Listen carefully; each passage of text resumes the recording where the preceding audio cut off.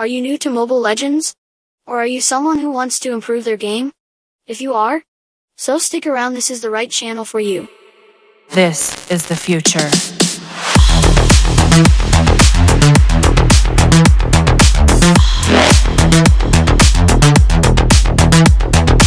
Evolution.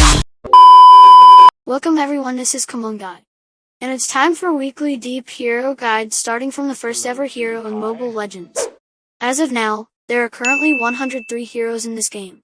I guarantee you will all improve and dominate every match after watching this video.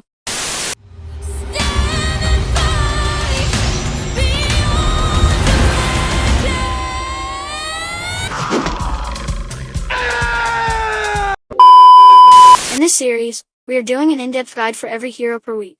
So hitting that subscribe button and that notification bell so you won't miss out on future content.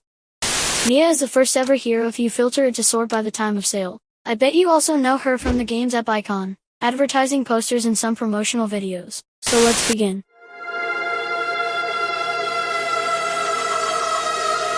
Miya's passive will stack each time she hits a target with her attack. Her attack speed will increase by 5%. And after reaching full stacks, her shadow will aid her every basic attack and it deals 30% of her physical damage. Moon Arrow is Miya's first skill. This allows her to shoot 2 extra arrows that deal only 30% of her original physical damage. Great for clearing minion waves and for fighting multiple heroes. Her second skill is Arrow of Eclipse. This is an area skill where you can damage and stop enemies in their tracks within a small area for 1.2 seconds. Outside the area only deals lesser damage.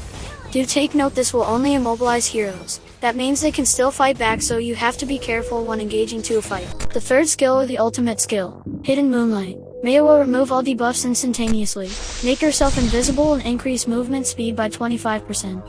It only lasts for 2 seconds, which is very useful for ambush or for escaping.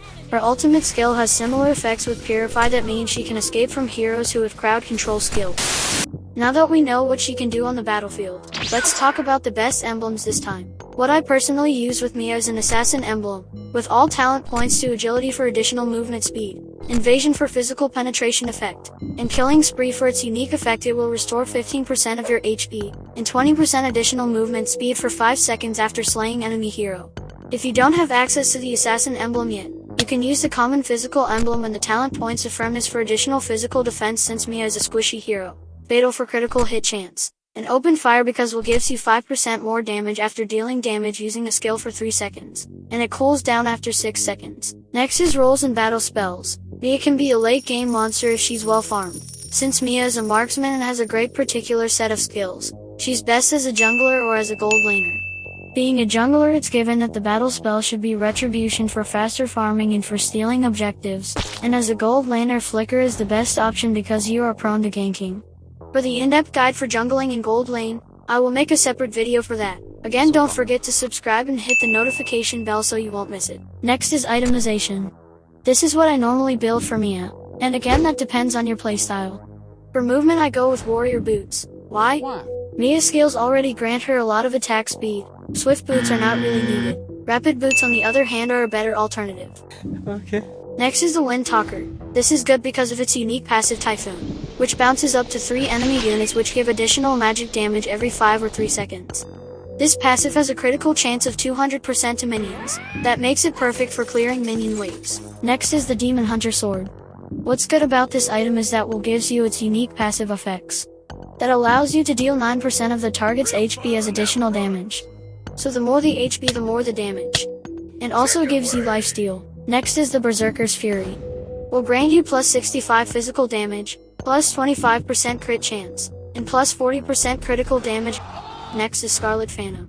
For more attack speed and critical chance. What's crazy about its passive effect Frenzy is that after dealing critical damage triggers an additional 30% attack speed that lasts 2 seconds. These two are a killer combo. And last item slot will be for the Blade of Despair.